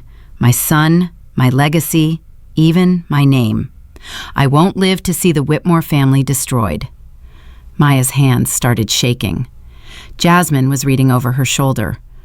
"Oh my God, do you think—" "I need to call Marcus." Maya dialed with trembling fingers. He answered on the first ring. "You saw." "Marcus, I'm so sorry." "Don't." His voice was hollow. "Don't apologize. This isn't your fault." "The article says she left a note blaming you." "Yes, the police called me an hour ago." Marcus let out a bitter laugh. Even in death, she couldn't take responsibility. She had to make herself the victim. "Are you okay?" "No, but I will be." He paused. "Maya, the police want to talk to you about the custody battle, about your confrontation at the hotel." Maya's heart stopped. "Do they think No, they know it was suicide. They just need to understand the full picture." Marcus's voice gentled. "I already told them everything, about her harassment, about the threats, about how you only defended yourself and our children." "I didn't want this," Maya whispered. "I didn't want her dead. I just wanted her to leave us alone." "I know. Everyone knows. This was her choice, Maya, not yours." But as Maya hung up, she couldn't shake the feeling of dread in her stomach. Eleanor was gone. The threat was eliminated. So why did victory feel so much like grief? The police detective arrived at Maya's office 2 days after Eleanor's death. His name was Detective Morrison, 50-something, with tired eyes and a worn notebook that he kept flipping through like it held answers he couldn't quite find. "Ms. Johnson, I appreciate you meeting with me," he said, settling into the chair across from her desk. "I know this is a difficult time." Maya's lawyer, David, sat beside her. He'd insisted on being present for this conversation. "I'll help however I can," Maya said carefully. Morrison nodded. "I've read the custody files, the text messages, the threatening communications from Mrs. Whitmore." He looked up. "She seemed fixated on you." "That's one word for it," Maya said. "When was the last time you had contact with her?" "I never had direct contact with her after the wedding. All communication went through lawyers." "What about Mr. Whitmore, Marcus Whitmore?" "He's been in Chicago for the past 6 weeks, visiting his sons." Morrison made a note. "And Mrs. Whitmore knew about these visits?" "Yes, Marcus told her." "How did she react?" Maya exchanged a glance with David. She was angry. She called him repeatedly, sent messages saying he was betraying the family. "Did she threaten him?" "I don't know. You'd have to ask Marcus." Morrison flipped another page. The note she left mentioned you by name. She wrote, "That woman has destroyed everything I built. My son has chosen her over his own blood. The Whitmore name is dead because of her." "Did you know she felt this way?" Maya's hands clenched in her lap. "She made her feelings very clear during my marriage and after. This isn't news to anyone who knew her." "Miss Johnson," Morrison said, his voice gentler now, "I'm not suggesting you did anything wrong, but I need to understand the full picture. Mrs. Whitmore was a wealthy, powerful woman. She had resources, connections, yet she took her own life. Why?"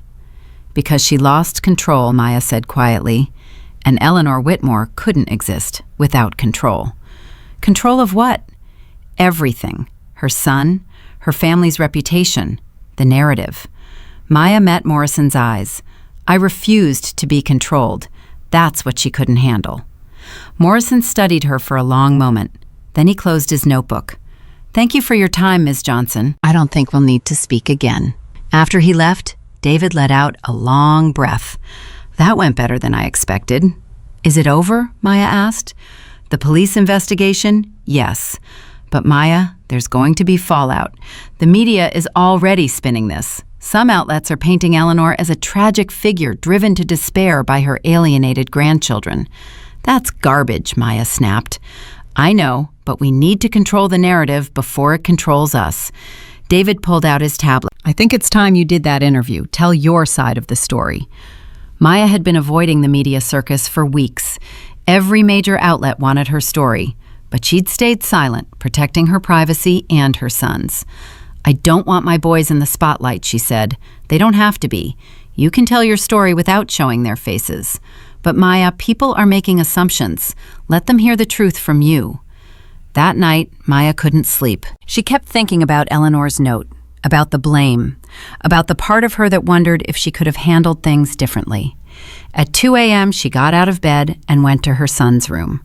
They were tangled together in Caleb's bed, a habit they'd developed recently. 3 little bodies, peaceful and innocent, completely unaware that their grandmother had blamed their mother for her death. Maya sat on the floor and watched them breathe. "I did the right thing," she whispered to herself. "I protected them. I did the right thing." But the doubt wouldn't leave. Her phone buzzed, a text from Marcus. "Are you awake? Can I call?" She stepped into the hallway and dialed him. "I can't sleep," Marcus said immediately. "Every time I close my eyes, I see her, the way she looked at me in that hotel lobby, like I was betraying her." "You weren't betraying her. You were protecting your children." "Then why does it feel like I killed her?" Maya's throat tightened. "Because she wanted you to feel that way. That was her last move, Marcus, making us carry the guilt." "How do you live with it?" "I don't know yet," Maya admitted. "I'm still figuring it out." They stayed on the phone for an hour, 2 people bound together by tragedy and children, and a history neither of them could escape. When Maya finally hung up, the sun was starting to rise over Chicago. 3 days later, Maya sat across from a journalist named Rachel Kim in a neutral office space David had rented. The camera crew was small. Rachel had promised a fair interview, no gotcha questions, no sensationalism. "Thank you for agreeing to this," Rachel said, adjusting her microphone. "I know you've been avoiding the press." "I wanted to protect my children," Maya said. "But I realize now that silence can be just as damaging as speaking. People are making assumptions. It's time they heard the truth." The interview lasted 2 hours. Maya told everything: the abuse during her marriage, the racist comments, the way Eleanor had systematically destroyed her self-worth, the pregnancy she'd hidden to protect her unborn children, the years of building her company while raising triplets alone. She showed the text messages, the threatening emails, the evidence of Eleanor's harassment. "Did you ever threaten Mrs. Whitmore?" Rachel asked. "I told her that if she came near my children, I would release evidence of her financial crimes to the authorities. Yes." Some people are saying that threat drove her to suicide. Maya looked directly into the camera. Eleanor Whitmore had choices. She could have backed off. She could have respected boundaries. She could have chosen to build a relationship with her grandchildren on healthy terms. Instead, she chose to harass, threaten, and try to destroy me. "I defended myself and my children. If that makes me the villain in someone's story, I can live with that." "Do you feel any guilt about her death?" Maya was quiet for a moment. "I feel sad. I feel sad that she was so broken she couldn't see any other way out. I feel sad that my sons will never know their grandmother. But do I feel responsible? No. She made her choice, I made mine, and I'd make the same choice again." The interview aired 2 days later. The response was immediate and overwhelming. Half the internet called Maya a hero, a survivor, a strong black woman who'd refused to be broken by a racist, abusive family. The other half called her a homewrecker, a manipulator, a woman who'd destroyed a family and driven an old woman to suicide. Maya stopped reading the comments after the first hour. But the interview did one thing she hadn't expected. It brought people out of the woodwork.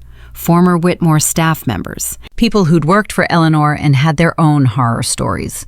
A woman named Sandra Martinez contacted Maya's office with a story about how Eleanor had forced her to choose between her job and attending her own daughter's graduation.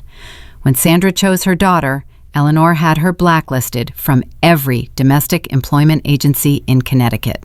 A man named James Park described being fired after Eleanor discovered he was gay, with Eleanor telling him he was morally unfit to work in a Christian household.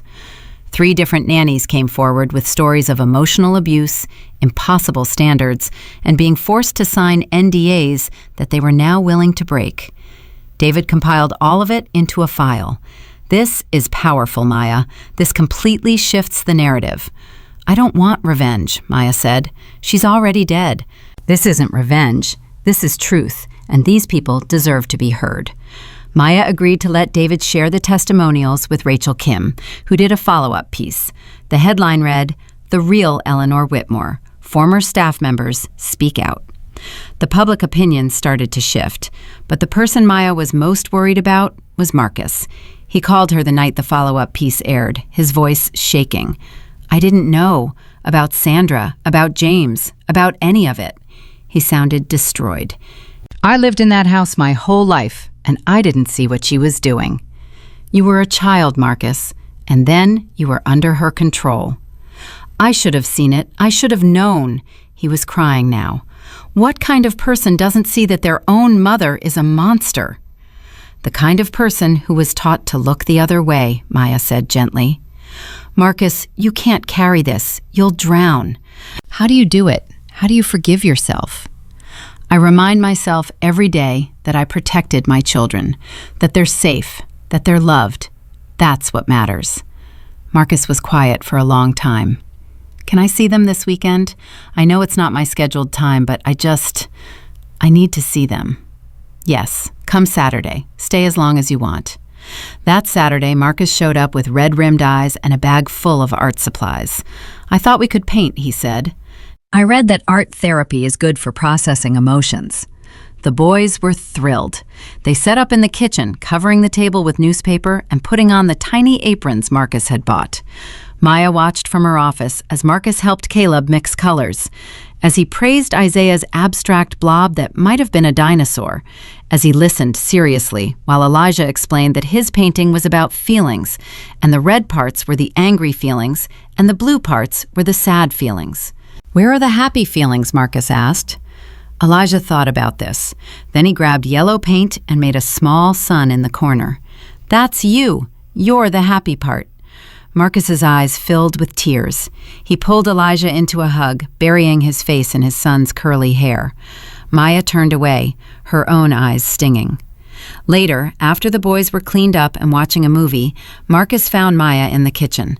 "Thank you," he said, "for letting me come today." "They love you," Maya said simply. "Despite everything, they love you." "I don't deserve it." "Maybe not, but they're giving it to you anyway. Don't waste it." Marcus nodded. Then he said something that surprised her. "I'm selling the estate." Maya looked up sharply. "What?" "The Connecticut house. I'm selling it. I can't live there anymore. Every room reminds me of her, of what she did, of who I let myself become." He met Maya's eyes. "I'm moving to Chicago, permanently. I found a condo near here, 2 bedrooms, walking distance to your building." "Marcus, you don't have to." "Yes, I do. Those boys need their father, not weekend visits, not phone calls. They need me present, actually present." His voice was firm. "I've already put in my notice at the firm in New York. I'm transferring to our Chicago office." Maya studied him. "This is a big decision. You're sure?" "I've never been more sure of anything in my life." Over the next few weeks, Marcus made it happen. He sold the estate for less than it was worth, just to get out from under it. He moved into his new condo. He started his new job. And he showed up. Every morning, he texted Maya good morning. Every evening, he asked how the boys' day was. On weekends, he took them to parks, museums, the zoo. He learned their favorite foods, their fears, their dreams. He became their father. And slowly, carefully, Maya started to trust him. But 6 weeks after Eleanor's death, Maya got a call that changed everything. It was from Eleanor's estate attorney, a man named Gerald Stevenson. "Ms. Johnson, I'm calling about Mrs. Whitmore's will." Maya's stomach dropped. "I'm not interested in anything from her estate." "It's not about you, Ms. Johnson. It's about your sons. Mrs. Whitmore left them something." "What?" "Her personal trust fund, the one that was separate from the estate. It amounts to approximately $12 million. Maya nearly dropped the phone. "What?" "She established the trust 3 weeks before her death. It names your 3 sons as beneficiaries. They'll receive it when they turn 25. "Why would she—" "There's a letter," Gerald interrupted. "She left instructions that it be given to you. Would you like me to mail it, or—" "Mail it," Maya said numbly. The letter arrived 5 days later. Maya stared at the envelope for an hour before she could bring herself to open it. Inside, in Eleanor's precise handwriting, were 2 pages. "Maya, by the time you read this, I'll be gone. I won't apologize for my actions. I did what I thought was necessary to protect my family's legacy. But I've come to realize that legacy is already dead. I killed it years ago with my pride, my prejudice, and my inability to see that strength comes in many forms. You are strong, stronger than I ever was. You took nothing and built everything. You protected those boys from me, and you were right to do it. I'm leaving them this money not as an apology, but as an acknowledgement. They are Whitmore's. That means something, even if I destroyed what it should have meant.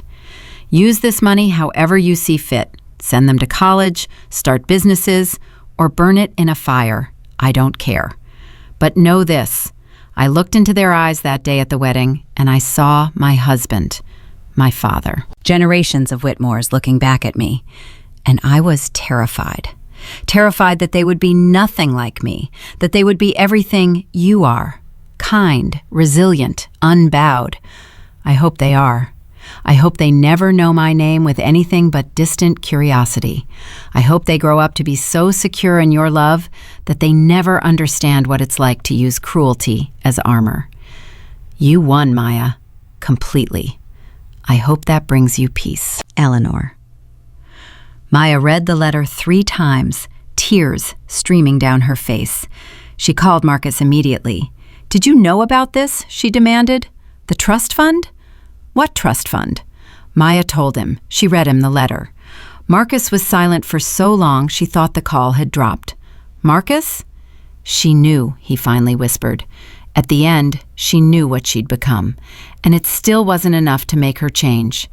She gave the boys $12 million. "Blood money," Marcus said bitterly. "She couldn't apologize to you, so she threw money at the problem. Even in death, she couldn't just be human." "What should I do with it?" "Put it in trust for them, just like she said. Let them decide when they're old enough." He paused. "Maya, are you okay?" "I don't know," Maya admitted. "I thought I'd feel vindicated. She basically admitted I was right about everything. But I just feel empty." She took that to her grave, too. The ability to make us feel like we're wrong, even when we're right. That night, Maya sat the boys down at the kitchen table. "I need to tell you something about your grandma," she said carefully. 3 pairs of eyes looked at her with curiosity. "The mean one?" Caleb asked. "Yes, the mean one. Her name was Eleanor, and she died a few weeks ago." "Like when goldfish die?" Isaiah asked. "Sort of like that, but she was a person, so it's more complicated." "Was she nice before she was mean?" Elijah asked. The question caught Maya off guard. "I don't know, baby. I don't think she was ever very nice. But she was very sad, and sometimes sad people do mean things." "Like when I hit Isaiah because I was mad about the broken truck?" Caleb asked. "A lot like that," Maya said, "but bigger." "Did you forgive her?" Elijah asked. Maya thought about the letter, about the money, about everything Eleanor had done and everything she'd failed to do. "I'm trying to," Maya said honestly. "Forgiveness is hard." "Grandma Pat says forgiveness is for us, not for them," Elijah said seriously. Maya smiled through her tears. "Grandma Pat is very smart." After she tucked them in that night, Maya pulled out the letter one more time. She read it slowly, looking for something between the lines, some hint of the woman Eleanor might have been, before hate and fear twisted her into something monstrous. She didn't find it. But she found something else. A strange, sad sort of closure. Eleanor was gone. The threat was over. The boys were safe. And Maya had won. Not because Eleanor had died. Not because of the money. Not even because of the letter. She'd won because she'd refused to become like Eleanor. She'd refused to let bitterness poison her. She'd refused to teach her sons that love was conditional, or that worth was measured in bloodlines and bank accounts. She'd won because she'd chosen to be better. Maya folded the letter carefully and put it in her safe. Someday, when the boys were older, she'd show it to them. Let them decide for themselves what to make of the grandmother they'd never really known. But for now, she had a company to run, sons to raise, a life to live. And for the first time in 4 years, she could do all of it without looking over her shoulder. She called Marcus one more time that night. "I'm okay," she said when he answered. "I just wanted you to know. I'm okay." "I'm glad," Marcus said. "The boys asked if they could call me before bed tomorrow. Is that okay?" "Yes, they'd like that." "Maya? Yeah? Thank you. For everything. For giving me a chance. For protecting them when I couldn't. For being exactly who they needed." "You're welcome," Maya said softly. After she hung up, she poured herself a glass of wine and stood at her windows, looking out at Chicago. The city glittered below her, like a promise kept. She'd come here with nothing. No money, no connections, no safety net. And she'd built an empire. Not just a company, but a life, a family, a future for her sons that Eleanor Whitmore could never have imagined. Maya raised her glass to her reflection in the window. "To survival," she whispered. "To strength, to victory." And somewhere in Connecticut, in a mansion that was being packed up and sold off, Eleanor Whitmore's ghost had no answer. Because Maya Johnson had the last word. And it was a life well lived. 6 months after Eleanor's death, Maya stood in her office conference room, pitching to the biggest client her company had ever pursued. Global tech industries worth $40 billion, looking to rebrand after a merger. The room was full of executives in expensive suits, all watching her present with expressions ranging from interested to skeptical. "And that's why your current brand identity is failing with millennials and Gen Z," Maya concluded, clicking to her final slide. "You're trying to be everything to everyone, which means you're nothing to anyone. My proposal gives you authenticity, connection, and a voice that actually matters." The CEO, a woman named Christine Alvarez, leaned forward. "Your pitch is impressive, Ms. Johnson, but I have to ask the question everyone's thinking. Your company's been in the news quite a bit lately. The custody battle, your former mother-in-law's suicide. Some of our board members are concerned about the publicity." Maya had been expecting this. She met Christine's eyes directly. "You're right. My personal life became public in a way I never wanted. But here's what that publicity showed. I'm a woman who built a $95 million company while raising 3 children alone. I'm someone who stood up to one of the wealthiest families in Connecticut and won. I'm someone who doesn't back down when threatened." She paused. "Now, you can see that as baggage, or you can see it as proof that when I commit to something, I deliver, no matter what obstacles get thrown in my way." Christine smiled slowly. "When can you start?" The contract was $50 million over 3 years, the biggest deal of Maya's career. When she got home that night, Marcus was already there with the boys, helping them build an elaborate blanket fort in the living room. "We got it," Maya said, dropping her briefcase. "Global tech, $50 million. Marcus looked up, his face breaking into a huge grin. "Maya, that's incredible!" The boys emerged from the fort, confused about why the adults were excited. "Mommy made a lot of money today," Marcus explained. "Can we get a puppy now?" Caleb asked immediately. Maya laughed, the stress of the day melting away. "We'll talk about it." Later, after the boys were in bed, Maya and Marcus sat in the kitchen with wine. "You're amazing, you know that?" Marcus said. "Everything you've accomplished." I had good motivation, Maya said, gesturing toward the hallway where the boys slept. Still, most people would have given up. You didn't. Maya swirled her wine. I couldn't. They needed me. They need me too now, Marcus said quietly. At least, I hope they do. They do, Maya confirmed. You've shown up, Marcus. That's what matters. Marcus was quiet for a moment. Then he said, I've been thinking about something. The boys are starting kindergarten in the fall. I know. Don't remind me. I'm not ready. They're going to have to fill out forms, emergency contacts, parent information. He met her eyes. I want to be listed as their father, officially. I want to petition the court to have my parental rights formally established. Maya's heart started beating faster. That's a big step. I know. And I know you're scared. But Maya, I'm not going anywhere. I've proven that, haven't I? 6 months of showing up, of being present, of putting them first. You have, Maya admitted. Then let me make it official. Let me be their legal father, not just biologically. Maya thought about Eleanor's letter, about the trust fund, about everything that had happened. Okay, she said finally, but I want it in writing. If you ever walk away, if you ever choose anything over them again, you lose all rights, permanently. Done, Marcus said without hesitation. Draw up whatever papers you want. I'll sign them. 2 weeks later, they stood in family court in Chicago. The judge, a kind-faced black woman named Judge Williams, reviewed the paperwork. This is unusual, she said. Typically, we're here because parents are fighting. You two seem to have reached an amicable agreement. We both want what's best for our sons, Maya said. Judge Williams looked at Marcus. Mr. Whitmore, you understand that by accepting legal parental rights, you're also accepting legal responsibilities, child support, education costs, medical expenses. I understand, Your Honor. I want to contribute. I want to be their father in every sense of the word. And Ms. Johnson, you're comfortable with shared legal custody? Maya glanced at Marcus. 6 months ago, she would have said no, but he'd earned her trust. Yes, Your Honor. Then it's my pleasure to grant this petition. Judge Williams signed the papers. Congratulations, you're officially co-parents. Outside the courthouse, Marcus stopped on the steps.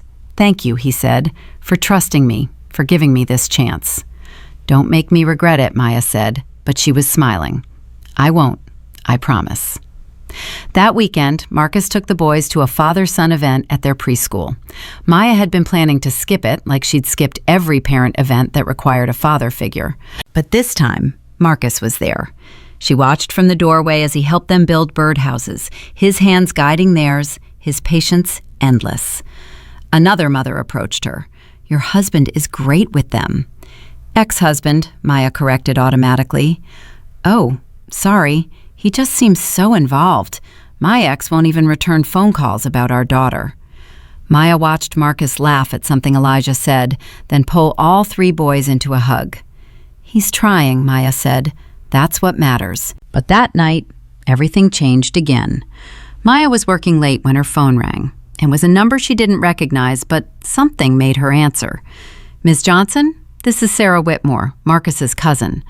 Maya tensed. She'd met Sarah once, briefly, during her marriage. Sarah had been kind, one of the few Whitmore family members who hadn't treated Maya like garbage. Sarah, hi, what's going on? I need to tell you something about Eleanor's death. Something the police didn't know because I was too scared to come forward. Sarah's voice was shaking. But I can't keep it secret anymore. It's eating me alive. Maya's blood went cold. What are you talking about? Eleanor didn't kill herself. I mean, she did, but not the way everyone thinks. Sarah took a shaky breath. I was there that night, at the estate. She called me, said she needed to talk. When I got there, she was already drunk. She kept ranting about you, about Marcus, about how you destroyed everything. Sarah, why are you telling me this? Because she had papers. Legal documents. She was planning to file for grandparents' rights. She'd found some lawyer in Texas who specialized in cases like hers. She was going to claim you were an unfit mother. She had private investigators who'd been following you, taking photos, building a case. Maya felt like she'd been punched. What? She showed me everything. Months of surveillance. They had nothing damaging, Maya. You're a great mother. But Eleanor was going to lie. She was going to manufacture evidence. She had people willing to testify that they'd seen you neglecting the boys, leaving them alone, all kinds of horrible things. Oh my God. I told her she was crazy. I told her she'd lose, that it was illegal, that she'd end up in jail. And that's when Sarah's voice cracked. She said she didn't care. She said she'd rather die than watch you win. And then she went upstairs, and I heard her in the bathroom, and by the time I got there, she'd taken the pills. Maya couldn't breathe. Did you call 911? I did, but it was too late. And when the police came, I was so scared. Eleanor was dead, and I had all these illegal documents, and I panicked. I grabbed the files, and I left. I told the police I'd just arrived, that I'd found her. Where are the files now? I have them. All of them. The fake witness statements, the doctored photos, everything. Sarah was crying now. Maya, I'm so sorry. I should have come forward sooner, but I was terrified of what it would do to the family, to Marcus, to everyone. Why are you telling me now? Because it's not right.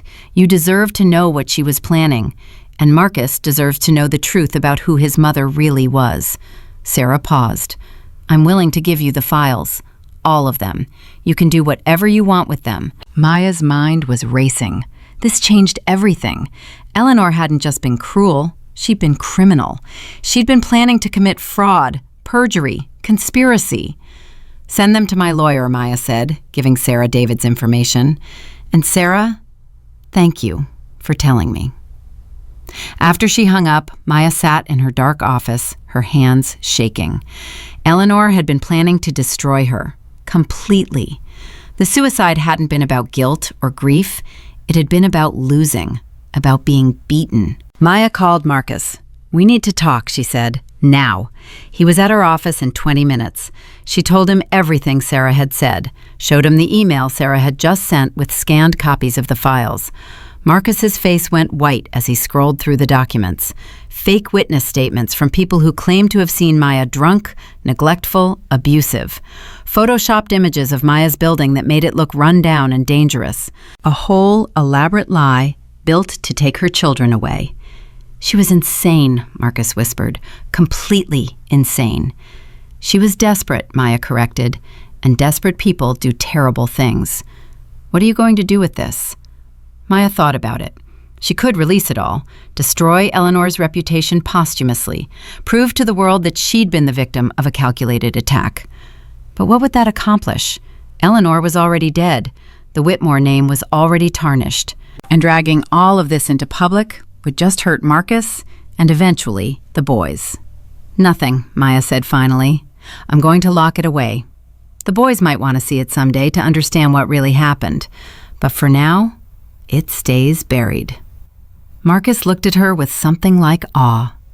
Even after everything she tried to do to you? She's gone, Marcus. I won. Letting this out wouldn't change anything except making sure everyone knows just how sick she was. And what good does that do? You're a better person than I am, Marcus said quietly. I'm a mother, Maya corrected, and mothers protect their children, even from the truth when the truth would hurt them. But a week later, Marcus came to her with a different proposal. I've been thinking about the trust fund, he said, the $12 million Eleanor left the boys. What about it? I think we should donate it. Maya stared at him. Marcus, that's their inheritance. It's blood money. Eleanor made that money through corruption, fraud, and exploitation. She left it to them out of guilt, not love. Marcus's voice was firm. I don't want my sons growing up with wealth that came from hate. I want them to earn their own way, like you did. Maya was quiet for a long moment. What would we donate it to?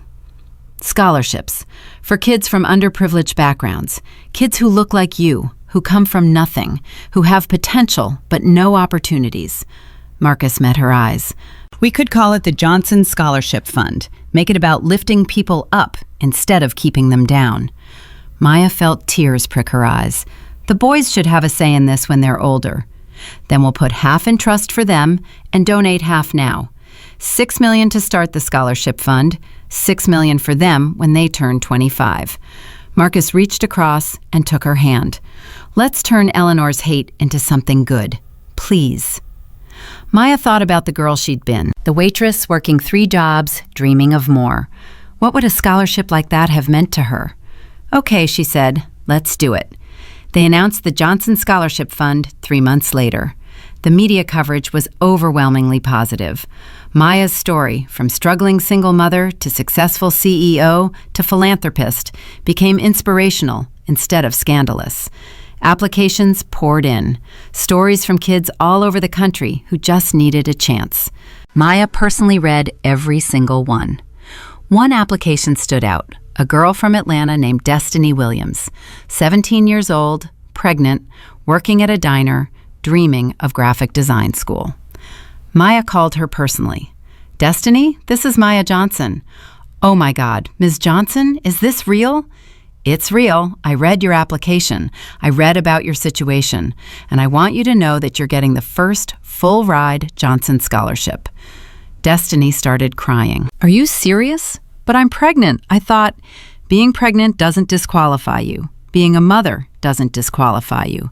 Maya's voice was firm.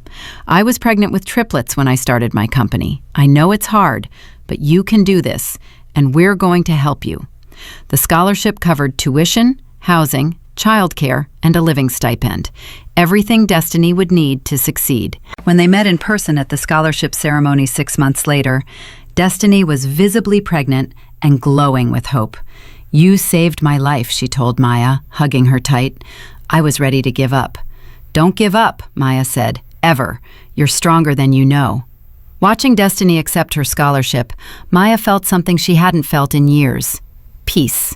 Real, genuine peace. Eleanor had tried to destroy her, had nearly succeeded, but Maya had taken that destruction and turned it into creation, into opportunity, into hope. That night, tucked into bed with her 3 sons, now 5 years old and full of questions about everything, Maya told them a story. Once upon a time, there was a woman who was very sad and very angry. She tried to hurt a lot of people because she was hurting inside. But instead of letting her meanness win, the people she tried to hurt decided to be kind instead. They took the bad things and made them good. They took the hate and turned it into love. Is that a real story? Elijah asked.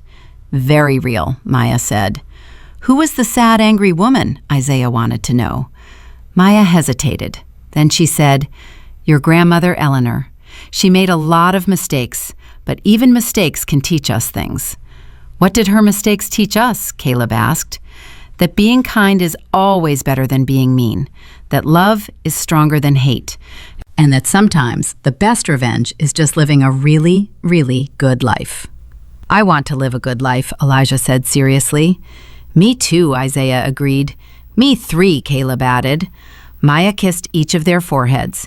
You will, babies. You absolutely will. After they fell asleep, she found Marcus in the kitchen, washing the dinner dishes. You didn't have to do that, she said. I wanted to. He dried his hands and turned to face her. Maya, I've been thinking. That's dangerous, he smiled. I'm serious. I've been thinking about us. Maya's heart started beating faster. Marcus, I'm not asking for anything, he said quickly. I'm not trying to get back together or complicate things. I just want you to know that these past months, building this co-parenting relationship with you, watching you with the boys, seeing the empire you've built, he paused. You're the most incredible person I've ever known. And I'm sorry. I'm sorry for not seeing it when we were married. I'm sorry for being too weak to defend you. I'm sorry for all of it. I know you are, Maya said softly. I don't expect you to forgive me. I don't deserve it. But I want you to know that I see you now, really see you. And I'm in awe. Maya felt tears threatening. Marcus, we can't go back. Too much has happened. I know. I'm not asking to go back. I'm just saying thank you. For everything. For giving me my sons. For giving me a second chance. For showing me what real strength looks like. They stood in the kitchen, 2 people who'd loved each other once, destroyed each other once, and were now building something entirely new. Not romance, not marriage, but partnership, respect, and maybe, eventually, friendship. "You're a good father," Maya said. "The boys are lucky to have you." "I'm the lucky one," Marcus replied. A year later, Maya stood on a stage accepting the Businesswoman of the Year award. Her company was now worth $120 million. The Johnson Scholarship Fund had helped 50 students. Her sons were thriving in first grade. In her acceptance speech, she didn't mention Eleanor, didn't talk about the custody battle or the suicide or any of the trauma. Instead, she talked about resilience, about betting on yourself when nobody else will, about turning pain into purpose. "I started with nothing," she told the audience. "Less than nothing, actually. I had debt, 3 babies, and a family that told me I'd never amount to anything. But I had something they didn't count on. I had stubbornness, I had drive, and I had a reason to succeed that was bigger than their reasons for wanting me to fail." She paused, looking out at the crowd of business leaders, entrepreneurs, and dreamers. "To everyone out there who's been told you're not good enough, that you don't belong, that you should know your place, prove them wrong. Build something they can't tear down. Create a life so full of love and purpose that their hate can't touch it. Because at the end of the day, the best revenge isn't destroying your enemies, it's making them irrelevant." The applause was thunderous. Backstage, Marcus was waiting with the boys, who were bored and squirmy in their little suits. "Mommy, you talked forever," Caleb complained. "I know, baby. Sorry. But you looked pretty," Elijah said loyally. "And important," Isaiah added. Maya laughed, pulling them all into a hug. "I love you guys so much." "We love you too," they chorused. That night, after the boys were asleep and the award was on her shelf and the world was quiet, Maya sat at her window one last time. She thought about the girl she'd been, scared and pregnant and alone, leaving Connecticut in a rusted car with nothing but hope and determination. She thought about Eleanor, who'd died rather than admit defeat, who'd chosen hate over healing until the very end. She thought about Marcus, who'd found his spine too late to save their marriage, but just in time to save his relationship with his sons. And she thought about herself, Maya Johnson, CEO, mother, survivor, victor. She'd started this journey trying to prove Eleanor wrong, trying to show the Whitmore family that she was worthy. But somewhere along the way, she'd realized something crucial. She didn't need their validation. She didn't need anyone's permission to be extraordinary. She'd built her empire not because Eleanor doubted her, but because she believed in herself. And that made all the difference. Maya raised her glass to the Chicago skyline one final time. "To the girl who refused to break," she whispered. "To the mother who chose love over bitterness. To the woman who turned whispers into roars and wounds into wisdom." She drank, and the city lights twinkled back at her like applause. Eleanor Whitmore had tried to write Maya's ending, had tried to make her story one of defeat and shame. But Maya had taken the pen and written her own final chapter. And it was a story of triumph, of resilience, of a love so fierce it transformed everything it touched. The Whitmore family had invited her to humiliate her, expecting to find a broken woman begging for scraps. Instead, they'd met a queen who'd built her own kingdom and didn't need their crown.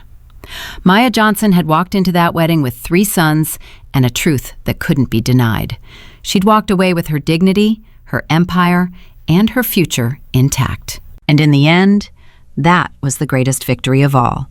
Not that Eleanor Whitmore had lost, but that Maya Johnson had won by simply refusing to be anything less than herself.